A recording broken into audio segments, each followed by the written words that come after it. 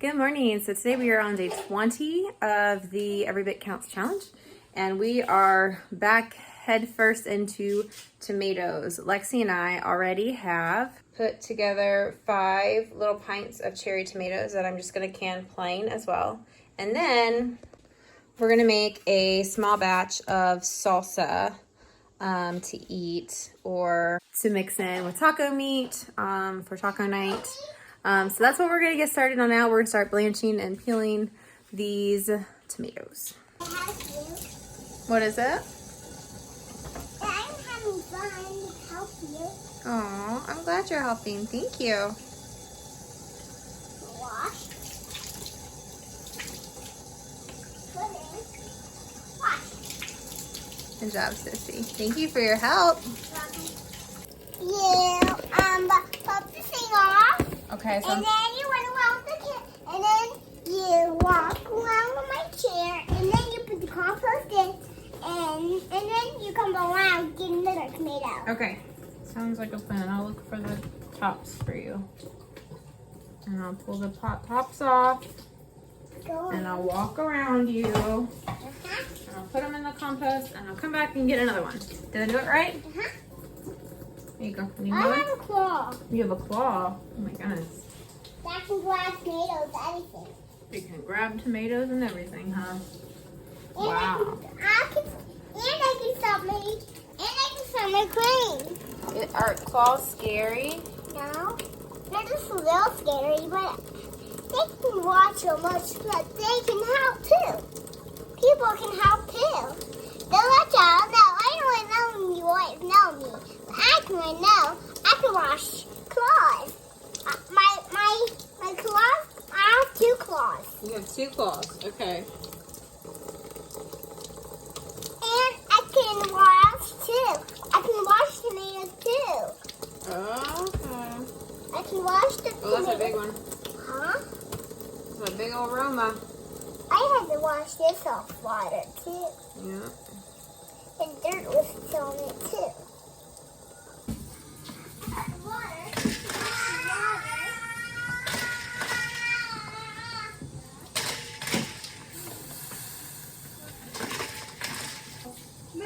Well, don't drop them or they bruise. Just place them. Hey, DJ! Can you come help me, please? It's called blanching. So I'm putting them in hot water, and then I'm pulling them out and shocking them in really, really cold water. And then I blanch it, and then makes the skin peeling much easier. So if you can come in here and help me. All of these have been shocked and blanched. Why do you have a tomato? Oh my goodness, guys. What happened? Alright, Spencer. Son, you. Robin. Yeah, water's everywhere.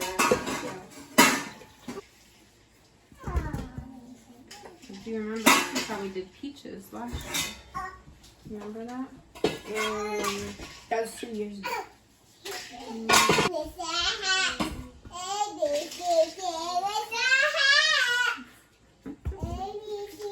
Okay, Nathan, you're in a very, very dangerous spot, buddy. Yeah, he's sitting right below the hot water Mommy's getting ready to mess with.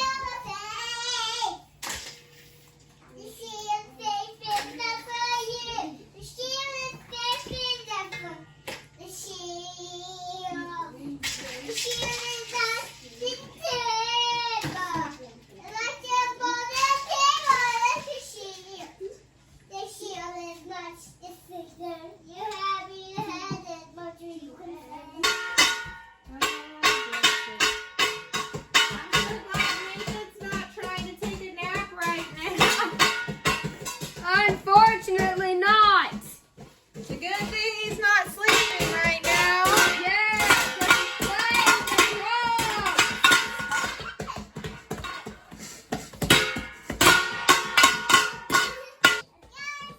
That is so loud in here. It's not funny. All right, so there is the peels and our first batch of peeled tomatoes. We are all starting to get the little bit of the munchies, so we're gonna put this on pause and fix lunch for everybody, and then pick this back up after lunch. The cedars of Lebanon. All right, so this idea of taking refuge in my shade, that comes out of a parable in the middle of Judges, where the prophet is talking about Israel wants a king, and they're putting out this request, and this tree is saying, come sit in my shade, because shade is so desirable. It is refuge. God is just enough shade, and he's never further than as far as you can reach. He's always at your right hand. But again, it's this image of relief, rescue, just enough relief, just enough refreshment to maybe make it to the next bend and the next mountain bush. Let's say each one will be like a shelter from the wind and a refuge from the storm, like streams of water in the desert and the shadow of a great rock in the thirsty lands. Yeah, a shelter and a shade, stream of water in the desert. There's this image of, on one hand, God is our shade, but in the other references, it was us. We are the shade. We're called to be people's shade. Sometimes God is going to provide shade through other people, and so God said he... Okay, so my bowl is empty. This recipe calls for like 9.5 cups of diced tomatoes, and I've got just over that. So I'm super excited to actually be able to do this full recipe. Now, I have a really bad tendency to not really write down recipes, to just kind of use what I've got. And it has kind of put me in a bind when I go to make the same thing again. So I made salsa last year, the year before, and I really enjoyed it. Well, I don't have a clue how I made it. So this year, I'm starting with recipes, writing down how I've adjusted them for what I have in the garden. So hopefully, if I like this recipe, I will have it put away, ready to use again next year. So that's what I'm working on this year. Self-improvement, a little bit every day. Talking about the big conceptual ideas, who is God, who is man, what is this world like, and what is God up to? And as we kind of caught these big picture ideas, the introduction, Genesis 12 through 50, took us into the family of God, and said this is what this means when we...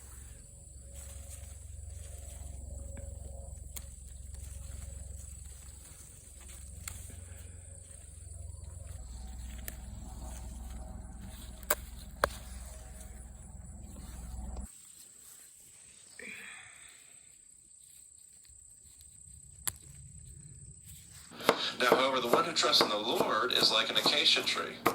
And if you remember what we talked about in our last podcast, what did we kind of say about the acacia tree? If it's juxtaposed to the arar, how is it different? Well, the acacia tree doesn't necessarily look like much. That's right, it can look completely dead. Completely dead, and then 10 years later, when the rain comes, it bursts to life. Yeah. All right, so I got my bell peppers chopped up. I'm gonna do my jalapenos now. I am not a huge fan of spice. The kids are like hit or miss on spice. Tim loves spice. So I'm gonna go with 2 jalapenos and then 2 nadapenos to see if that'll get me enough. And then Tim can always add hot sauce on whatever he's using the salsa for. You're gonna happen upon it. Require the lifespan on a tamarisk to get to full height and full. It shows up significantly in rabbinic discussion. You plant a tamarisk tree for your grandkids. They're the ones that are going to truly enjoy the work and the cultivation of a tamarisk tree. Okay, so that wasn't quite enough peno peppers, but I did remember the kids picked 2 peppers while we were out there earlier. So we're gonna throw those in this as well. All right, so we got that all in the pot, and we are cooking this down till it boils, and then we'll be getting this in cans, or I'm sorry, in jars to can up.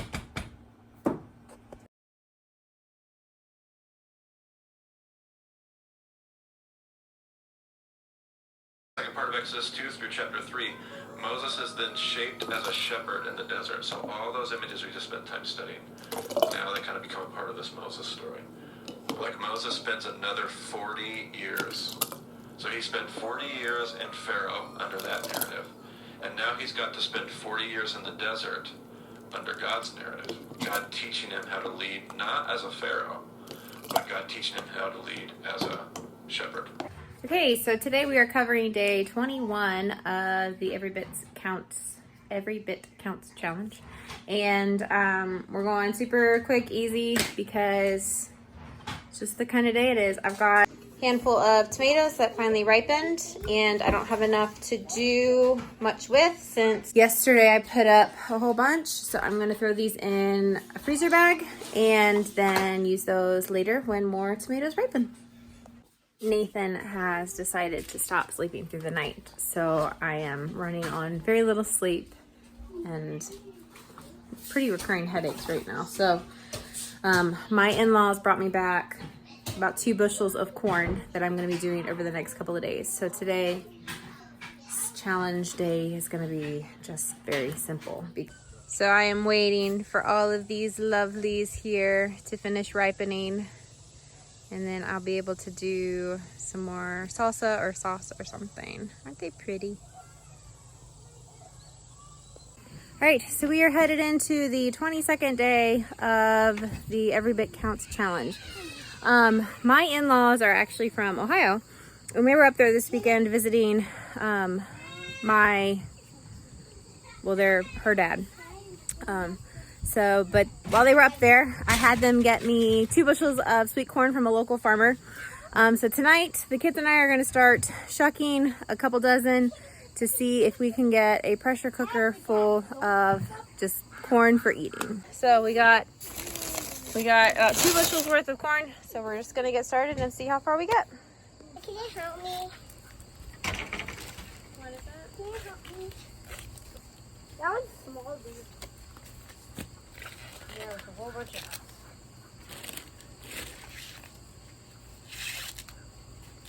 Kind of small too. Here, look. Can you pull the rest of Mine is big. It's just an explorer, man. Oh, Look at that. Hello, I'm a hairy corn dog. Ah! Damn it, that's my hair! Hello. Oh, I need to go and comb my hair. come on, guys. Time to peel. Hello, wait on. Corn maker. Today, we will be talking to corn number 43. How are you corn? doing? How are you doing? I'm eating. Okay? I'm not ready to eat. Right, I will eat you, but I think you need to go to the skinny pot. Somebody, you mean Alexi? Did you say goodbye to the raw corn? Hello.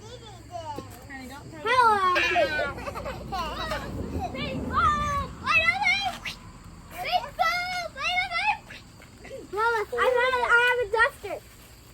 Dust. You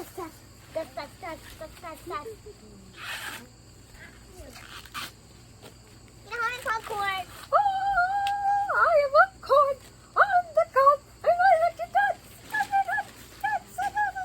All right, I win. I went for twice again. Elderberry just busted that pan. What'd you do that for? Yeah. That's good. So we got about 4 dozen done. So I'm gonna soak these in vinegar for a little bit, rinse them off, and then get peeling them.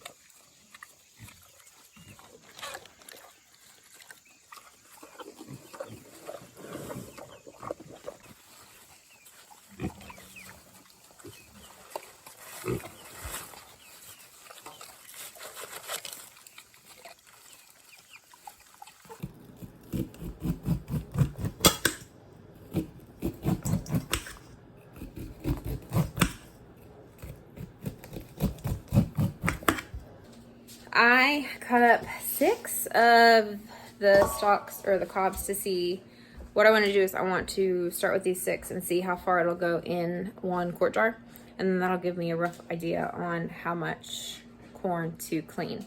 My goal is to do 1 pressure canner tonight, and then that's my goal for tonight is 1 pressure canner.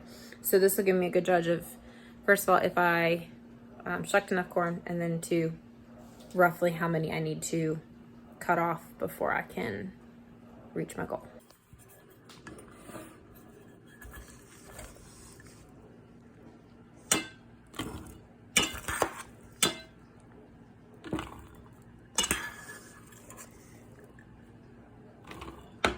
Okay, so that is 1 quart, and that's how much I have left.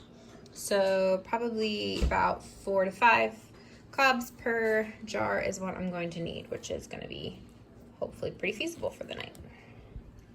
So we have our lovely 7 jars filled and ready to proceed. We actually went through less corn than I thought we would, because we went through between 4 to 6. I would say probably 10, 8 to 10 per jar, 2 jars. Yeah, I have no idea if that just made sense or not. I didn't go through as many as I thought I was going to go through. So that's kind of cool. We'll have extra to do something with. But yeah, we're going to get these going. And then that is our day 22 for the Every Bit Counts Challenge. Thanks for joining me tonight. Hello everybody, we are on day 23 of the Every Bits Count Challenge, August 23rd. Happy birthday, little sister. Today we are tackling more corn, and then we're gonna head out to the garden to see what else we can pick to process out today. Like I mentioned previously, we bought 2 bushels of corn from a family farm in Ohio. And then like the day before my in-laws got back with the corn, my papa brought us over some more corn. So we are blessed with an abundance of corn right now.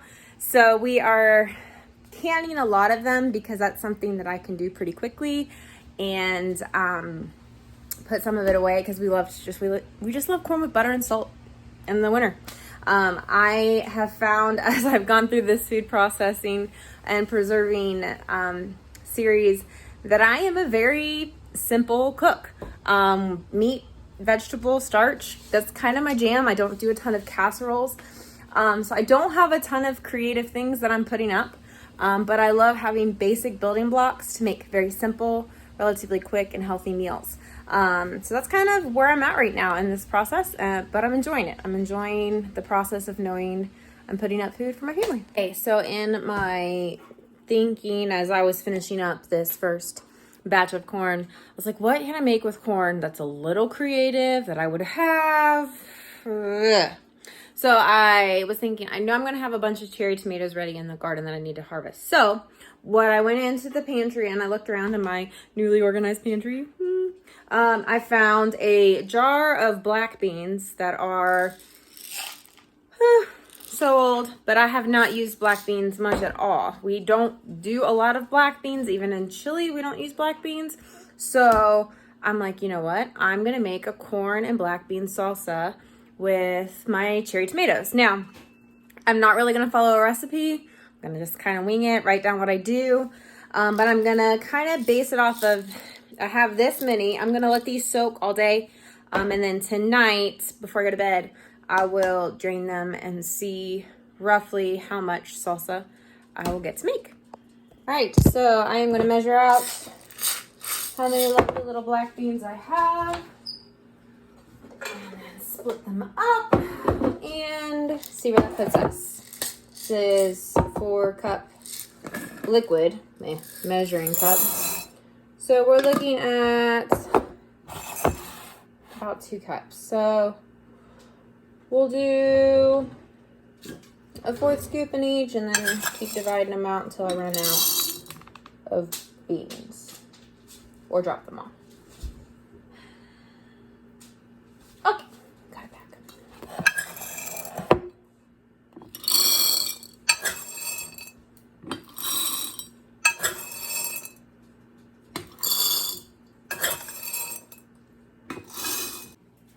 All right, so full disclosure, I have never actually soaked beans before.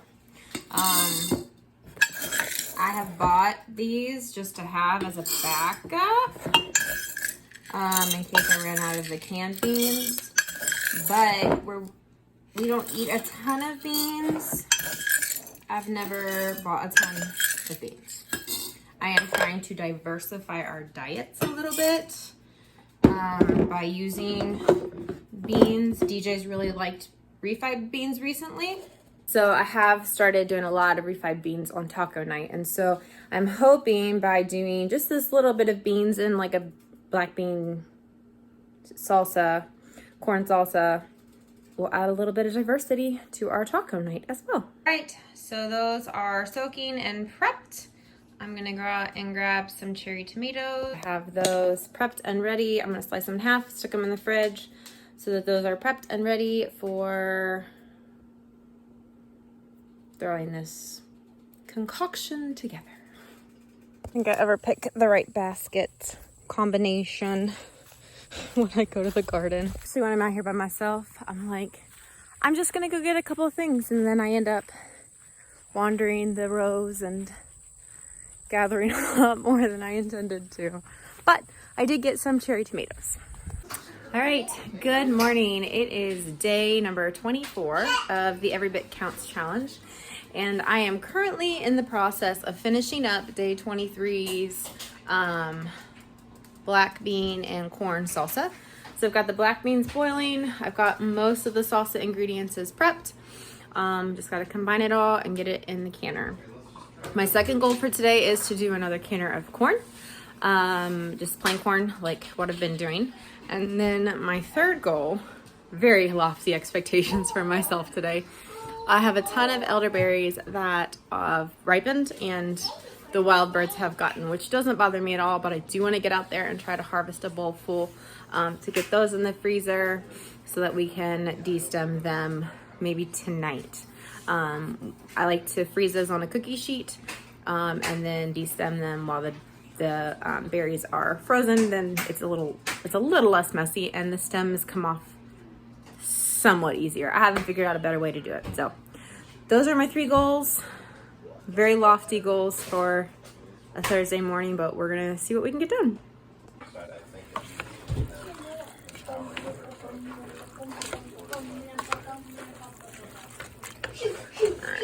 Let me heat that up a little bit. So I'm kind of going off of a recipe, but I'm not following it exactly. So let's see how it turns out.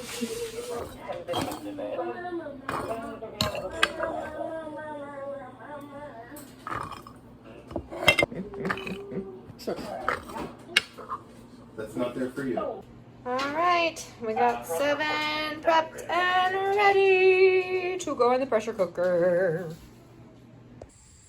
All the big bushes everywhere are elderberry bushes. They just chased 10 birds out of that one.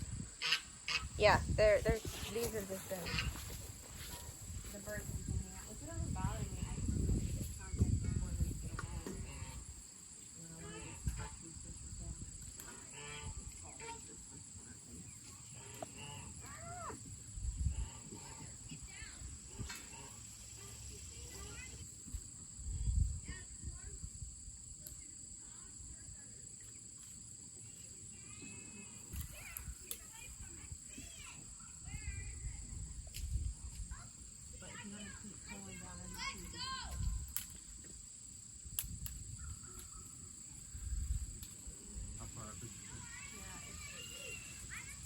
Gosh, that was a bad one.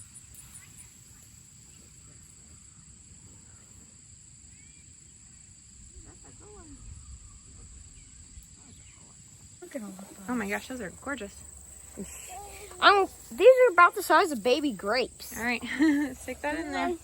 Yeah, you can bend the branches down, guys. If they snap off, it's okay. Leave that one. That one's not ready yet. Nope. Leave those ones there. Lane, You see? Especially this one. I accidentally thought them for I was staring right into the sunlight for black. I'm so sorry. All right, so we are gonna dump these onto these cookie sheets and put these in the freezer until tonight, and then we will hopefully de-stem some of these.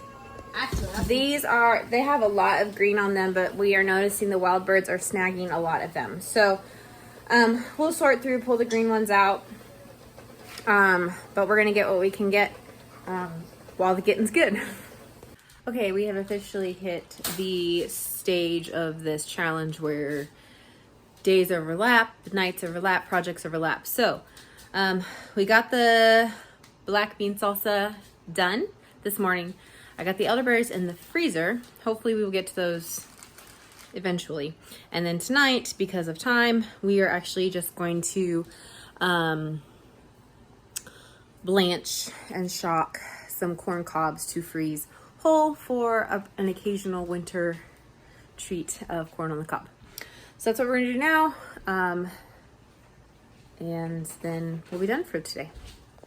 All right, I'm gonna get those boiling for a couple minutes and then get them shocks cold.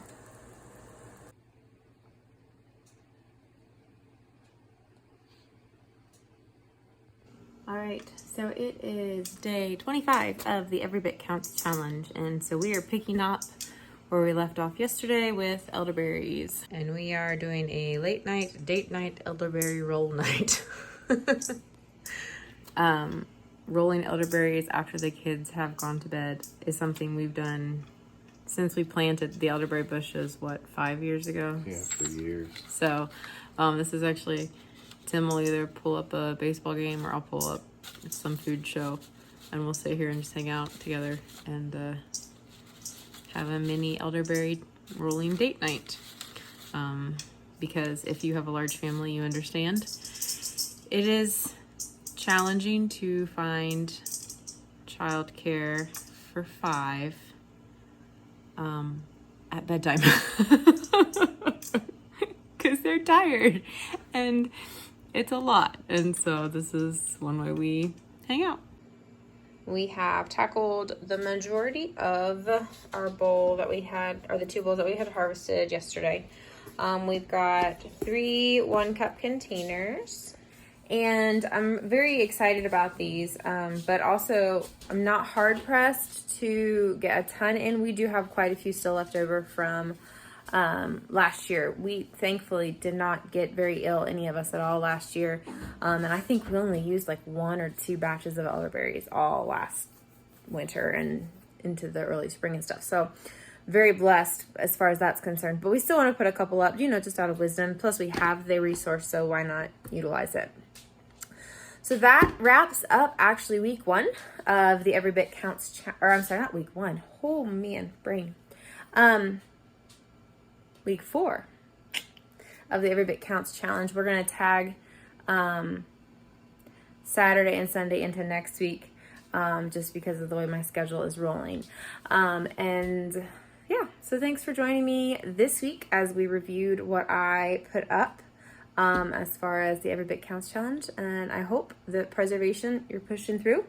I'll tell you, the last couple of days have been hard for me. I've just been ready to be done, but let's do it. Let's push through until the end. We got this, and we'll see you on the next video.